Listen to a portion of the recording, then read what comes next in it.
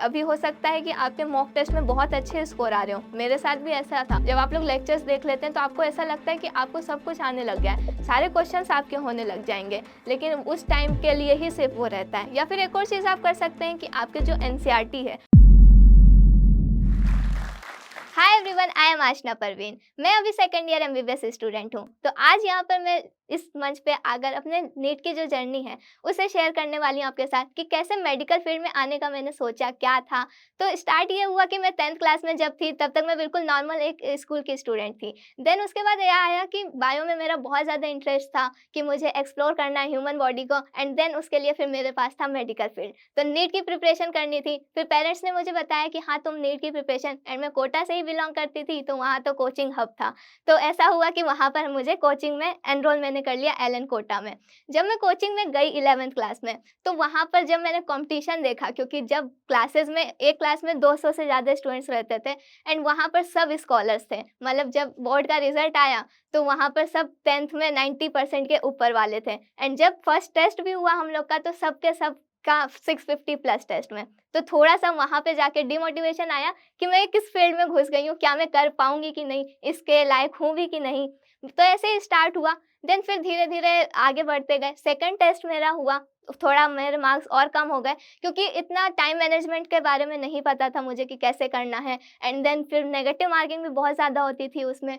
फिर आया third test, वो बहुत ही टर्निंग पॉइंट था मेरे पूरे नीट जर्नी का। हुआ ऐसा कि मेरे जो थर्ड टेस्ट में था मेरे को बहुत ज़्यादा ऐसा हो गया था कि बायो में मुझे टाइम बिल्कुल नहीं देना है। तो इसलिए जल्दी-जल्दी करने के चक्कर में मैं अपना पेपर इतना ज़्यादा नेगेटिव मार्किंग करके आ गई कि मेरे सबसे लोवेस्ट मार्क्स आ गए। एंड देन वहाँ पर मेरे को बहुत ज़्यादा हिट हुआ कि ये बहुत गलत जा रहा है मेरे प्रिपरेशन के लिए, मुझे अपनी स्ट्रैटेजी को थोड़ी चेंज करनी पड़ेगी, थोड़ा कुछ। फिर मैं अपने टीचर से भी मैंने बात की, एंड उन लोगों ने मुझे समझाया कि तुम जो बायो का वो कर रही हो सबसे ज़्यादा उस पे तुम्हें ध्यान देना चाहिए। तो ऐसा सेटबैक आया। उसके बाद जो है फिर फोर्थ टेस्ट जो था वो बहुत ही मेजर पॉइंट था जिसमें मैंने स्कोर किया 667। तो बहुत ही हार्ड वर्क के बाद वो हुआ, क्योंकि कंटिन्यूअस मुझे डेली का जो रहता था शेड्यूल वो कुछ ऐसा रहता था। कोचिंग मेरी रहती थी, देन उसके बाद आने जाने का भी मेरे घर से मैं करती थी, तो आने जाने का भी बहुत ज़्यादा मेरे को ट्रैवल करना पड़ता था। फिर उसके बाद थक जाते थे, तो मुझे जो था हॉस्टल वाले स्टूडेंट्स से उनसे कम ही टाइम मिलता था रिवीजन के लिए भी, बट उसको सबको मैनेज करना पड़ता था, डेली टू डेली रिवीजन करके जाना पड़ता था।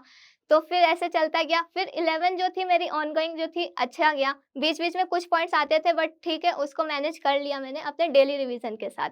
मेजर पॉइंट जब आया, जब मेरे मेजर टेस्ट आए जो कि होते हैं एलएन में, लास्ट में होते हैं, फुल सिलेबस टेस्ट होते हैं, वो बहुत ही ज़्यादा टफ आने लग गए थे। एंड उस टाइम पे ऐसा हो गया था कि मैं 500 से नीचे स्कोर, जहाँ मैं 650 प्लस स्कोर करती थी, मैं 500 से भी नीचे आ गई थी। एक मेरा मेजर टेस्ट ऐसा हो गया था जिसमें बीच में मैं इतनी ज़्यादा फ्रस्ट्रेट हो गई थी कि मैंने जो है वहाँ पर अपना छोड़ दिया था कि मैंने बिना क्वेश्चन पढ़े एंड जो थे अपने सारे ऑप्शन टिक करके ओएमआर में फिल करके आ गई थी, एंड वो सारे के सारे नेगेटिव मार्किंग हो गए थे। उस दिन फिर मैंने बैठ के सोचा, मेरे घर वालों ने भी मुझे समझाया, पेरेंट्स का भी बहुत बड़ा रोल रहा है इसमें। उन लोगों ने भी मुझे समझाया कि ये क्या कर रहे हो तुम? अपनी जो थोड़ी बहुत जो मैंने कर रखी है प्रिपरेशन, उसे भी मैं इतना फ्रस्ट्रेट होके खराब कर दूँगी। तो फिर उस दिन से हुआ कि ठीक है, जितना जैसा भी जा रहा है, मैं अपना खुद अच्छे से करने की कोशिश करती हूँ। फिर उसके बाद मैंने जो है अपने प्रिपरेशन को करती रही, फिर मेजर टेस्ट को छोड़ दिया। देन आया उसके बाद एक बहुत बड़ा पॉइंट, कोविड-19 आ गया, क्योंकि मैंने 2019 में मेरा 11 था एंड 2020 में आया कोविड-19। कोविड आने की वजह से जो था ऑनलाइन पे पूरा शिफ्ट हो गया मेरी कोचिंग, एंड मैंने आज तक कभी भी यूट्यूब से या कहीं से भी नहीं पढ़ा था। तो मुझे ऑनलाइन का कोई भी एक्सपीरियंस नहीं था कि ऑनलाइन को मैनेज कैसे करना है, कैसे पढ़ना है ऑनलाइन में। और फिर बाहर का जो प्रेशर था, क्योंकि आपको भी पता है कि बाहर दुनिया में क्या चल रहा था, पूरी दुनिया में लॉकडाउन हो चुका था, सब जगह जो थे लोग मरते जा रहे थे, बहुत ज़्यादा प्रेशर बाहर, एक डर था कोविड का एक तो, एंड देन उसमें हमें करनी थी प्रिपरेशन। फिर कोचिंग ने जो था ऑनलाइन पे शिफ्ट करा, लेकिन ऑनलाइन को मैनेज करना बहुत ही मुश्किल है। जो भी ऑनलाइन कोचिंग करके निकालते हैं, हैट्स ऑफ टू देम, क्योंकि बहुत डिसिप्लिन की ज़रूरत होती है। उसमें आपको कोई भी पूछने नहीं आएगा कि आप क्लासेस कर रहे हैं, नहीं कर रहे हैं, कोई देखने नहीं आता। ऑफलाइन में तो फिर भी आप क्लासेस जाते आते हैं तो आपसे टीचर पूछ लेता है कि होमवर्क किया कि नहीं किया, आपको ये आता है कि नहीं, क्वेश्चन पूछ लेगा। बट ऑनलाइन में वो लोग आएँगे, लेक्चर देंगे एंड चले जाएँगे। जो करना है आपको खुद ही करना है।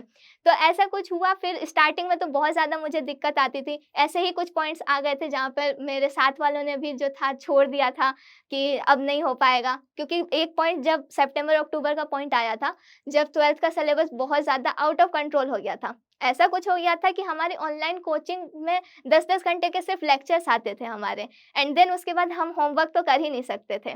तो वो बैकलॉग, पूरा बैकलॉग एक सेट हो गया था मेरा उस टाइम पे, एंड उसी बीच में मेरी थोड़ी-सी तबीयत भी खराब हो गई थी कोविड की वजह से। तो उस कोविड हो गया था, तो वो सब मैनेज करना बहुत ही मुश्किल हो गया था। बट ऐसा था कि मेरा फ़ोकस ये रहता था कि मुझे जो है ना अपने लेक्चर्स को कैसे भी करके कंप्लीट करके रखना है, ताकि मैं डेली टू डेली जो मेरा चल रहा है, मैं कम से कम अगर नोट्स बना के भी रख लूँगी ना, तो मैं रिवीज़न बाद में कर सकती हूँ। तो बस इस माइंडसेट के साथ मैं उस टाइम पे चलती थी कि हाँ, मुझे डेली टू डेली अपना लेक्चर्स को नहीं छोड़ना है। फिर उसके बाद आगे बढ़े कोविड-19 की वजह से, फिर हमारा जो वो था नीट का एग्ज़ाम, वो पोस्टपोन होते जा रहा था। बहुत सारे स्टूडेंट्स को ये लगता है कि हाँ, हमें बहुत ज़्यादा टाइम मिल गया था, कोविड वाले जो बच्चे थे उनको नीट में बहुत ज़्यादा टाइम मिल गया था। बट ऐसा कुछ भी नहीं होता है। टाइम ज़्यादा मिलने से और ज़्यादा आपको पता ही नहीं रहता है कि पेपर होगा कि नहीं। एक हमारी डेट आई जुलाई में, देन उसके बाद वो पोस्टपोन हो गया, फिर अगस्त में आई, फिर वो पोस्टपोन हो गया, फिर सितंबर में। तो हमें पता ही नहीं रहता था कि वो डेट आ रही है, तो उस डेट पे हमारा एग्ज़ाम होगा भी कि नहीं होगा। तो उस चक्कर में आपके और ज़्यादा लेज़ी हो जाते हैं। फाइनली जो था हम लोग का डेट आई 12 सितंबर, एंड फाइनली हम लोग का जो फॉर्म था वो भी निकला। सब कुछ हम लोगों ने भर दिया। मेरे मेजर टेस्ट जो थे लास्ट में अच्छे जा रहे थे, एंड मैं थोड़ी-सी कॉन्फिडेंट भी थी।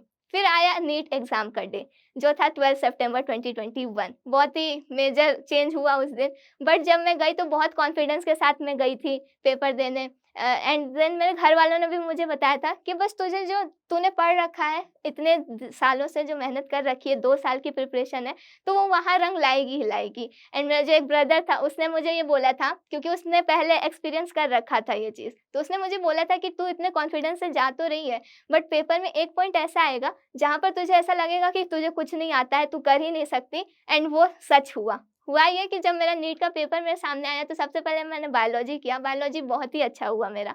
उसके बाद मैंने किया केमिस्ट्री। केमिस्ट्री में ऐसा हुआ, इनऑर्गेनिक केमिस्ट्री थोड़ी-सी पहले से मेरी वीक थी और मैंने एनसीईआरटी पे ज़्यादा फ़ोकस नहीं किया था, बहुत बड़ी गलती थी मेरी। तो इनऑर्गेनिक केमिस्ट्री वीक होने के चक्कर में क्या हुआ ना कि कंटीन्यूअस उसके 4-5 क्वेश्चन आ गए, एंड वो कंटीन्यूअस क्वेश्चंस मुझे नहीं आए। तो उसके बाद मुझे ऐसा लगने लगा कि ये पेपर, एंड लिटरली एक टाइम पे एग्ज़ाम के बीच में मुझे ये लगने लगा कि नीट एग्ज़ाम मैं नहीं दे सकती हूँ। मैं इसे क्वालीफाई नहीं कर सकती हूँ, ये अलग लेवल के बच्चों के लिए है, मेरे लिए नहीं है। फिर उसके बाद जो है केमिस्ट्री का आगे मैंने किया, तो ऑर्गेनिक फिज़िकल हो गया। फिर उसके बाद फिज़िक्स का जो क्वेश्चन था, फर्स्ट क्वेश्चन, वही नहीं आया। फिर मेरे आँखों से आँसू निकलने लग गए थे। मैंने बस कुछ नहीं किया, अपने 1 सेकंड के लिए अपने आँखों को बंद किया, एंड देन मेरे अंदर पूरा फ्लैशबैक आया कि मैंने 2 साल प्रिपरेशन किया। फिर मेरे भाई की जो बात थी वो भी याद आई कि एक पॉइंट पे तेरे को ऐसा लग जाएगा पेपर में कि तेरे को कुछ नहीं आएगा। लेकिन फिर भी ठीक है।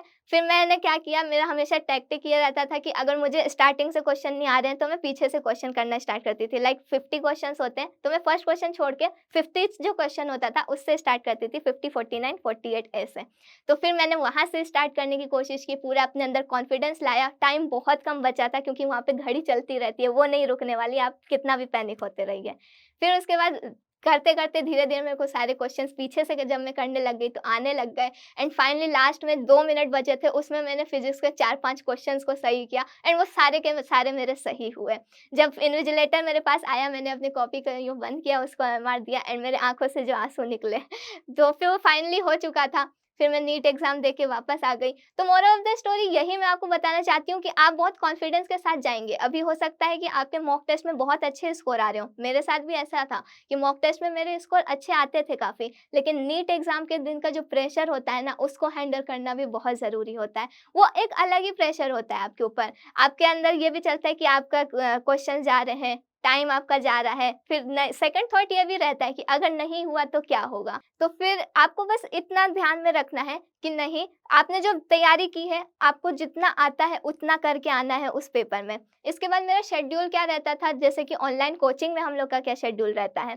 तो ऑनलाइन कोचिंग में मेरा सब कुछ रहता था कि सबसे पहले अपने लेक्चर्स को कंप्लीट करना है। तो मोस्ट इंपॉर्टेंट पॉइंट आपको मैं ये बताना चाहती हूँ कि जब आप लोग अपना प्रिपरेशन कर रहे होंगे, जब आप लोग लेक्चर्स देख लेते हैं तो आपको ऐसा लगता है कि आपको सब कुछ आने लग गया है, सारे क्वेश्चंस आपके होने लग जाएंगे, लेकिन उस टाइम के लिए ही सिर्फ वो रहता है। उसके बाद जो है आपको जो है अपने नोट्स आपको बना के रखने चाहिए, क्योंकि नोट्स बनाने के बाद ही आप उसको रिवाइज कर पाएंगे अच्छे से। तो नोट्स ही आपको लास्ट टाइम पे हेल्प करने वाले हैं, क्योंकि आप पूरी बुक को नहीं पढ़ सकते। या फिर एक और चीज़ आप कर सकते हैं कि आपके जो एनसीईआरटी है उसे आप अपना पूरा कंसाइज करिए। कंसाइज इन द सेंस कि जो साइड में उसमें स्पेसेस दिए रहते हैं उसमें सब कुछ लिख के रखिए, ताकि वो आपको रिवीजन, आपको एट द लास्ट जो है रिवीजन ही काम आने वाला है। भले ही आप कितना भी पढ़ लेंगे, लेकिन आपको जो है उसको लास्ट में रिवाइज करने के लिए कुछ कंसाइज चीज़ें ही चाहिए।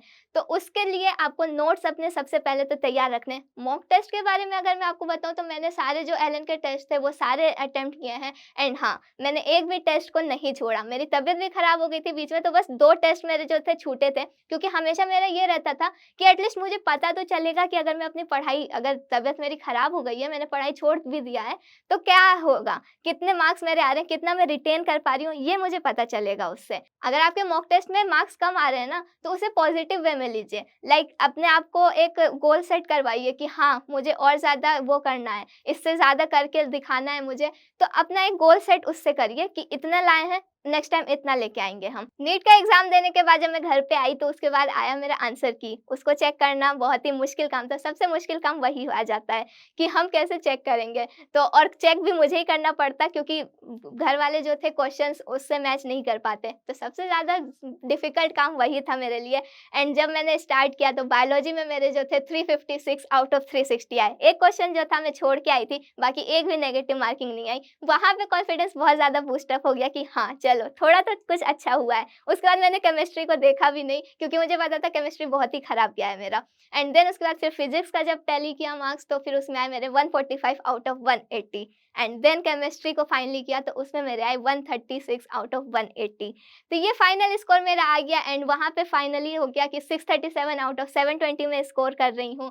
एंड जो है फाइनली मैं एक डॉक्टर बन जाऊँगी, एक अच्छा मेडिकल कॉलेज मुझे मिल जाएगा। एंड वो खुशी ही अलग थी, क्योंकि उससे पहले हम सिर्फ डर था मेरे अंदर कि मैं पता नहीं निकाल भी पाऊँगी कि नहीं नीट का पेपर। एंड देन फाइनली जो था हो गया था कि हाँ, मैं मेडिकल कॉलेज में जाने वाली हूँ, सब जगह फिर हमने बताया। एंड ये मेरा फर्स्ट अटेम्प्ट था, तो और भी ज़्यादा फर्स्ट अटेम्प्ट में थोड़ा-सा वो भी रहता है कि पता नहीं हो पाएगा कि नहीं, क्योंकि हम लोग एकदम नए, कॉम्पिटिशन आज तक मैंने देखा नहीं था। फर्स्ट टाइम मैं कॉम्पिटिटिव एग्ज़ाम देने गई थी, तो उसका प्रेशर भी दिख गया था कि हाँ, अलग ही होता है कॉम्पिटिटिव एग्ज़ाम का प्रेशर। तो आई होप आप लोग को मेरी स्टोरी सुन के चीज़ें पता चली होंगी कि क्या-क्या ऑब्स्टेकल्स आते हैं हमारे प्रिपरेशन में। सबके प्रिपरेशन में कुछ ना कुछ आता है। एक बात बोलना चाहूँगी, अगर आप लोग किसी चीज़ से गुज़र रहे हैं तो ये मत सोचिए कि आप अकेले हैं। सारे नीट एस्पिरेंट्स, क्योंकि मेरे पास भी बहुत सारे मैसेजेस आते हैं एस्पिरेंट्स के, तो वो सब चीज़ों, अगर आप मैसेजेस देखेंगे, सबके साथ एक ही चीज़ होती है कि हाँ, टाइम मैनेज नहीं हो पा रहा है, मॉक टेस्ट में स्कोर कम आ रहे हैं। तो बस आपको ये नहीं सोचना है कि आप एक अकेले हैं उसमें, सबके साथ ऐसा होता है, मेरे साथ खुद ऐसा हुआ है। बट वही है, उन सब चीज़ों से पैनिक नहीं होना है, बस अपने आप को काम रखना है एंड अपने प्रिपरेशन को अच्छे से करते रहना है। बस आपका गोल ये होना चाहिए कि लास्ट मुझे नीट के एग्ज़ाम डे पे अच्छा करके निकलना है। And all the very best to all the NEET aspirant जो कि अब अपीयर होने वाले हैं नीट 2024 में या 2025 के लिए जो प्रिपरेशन कर रहे हैं। आप लोग के पास अभी भी टाइम है, अपना पूरा दम लगा दीजिए अपने प्रिपरेशन में। नीट के जो एनसीईआरटी तो अब आ रही है ज़्यादा से ज़्यादा, तो उसे बिल्कुल चाट जाइए एंड देन अपनी प्रिपरेशन को अच्छे से करिए। एंड आप लोग भी एक दिन यहाँ पर खड़े होंगे, आप लोग भी ऐसे ही देंगे एंड मैं आप लोग की स्टोरी सुनती रहूँगी। All the very best to all the NEET aspirants. Thank you.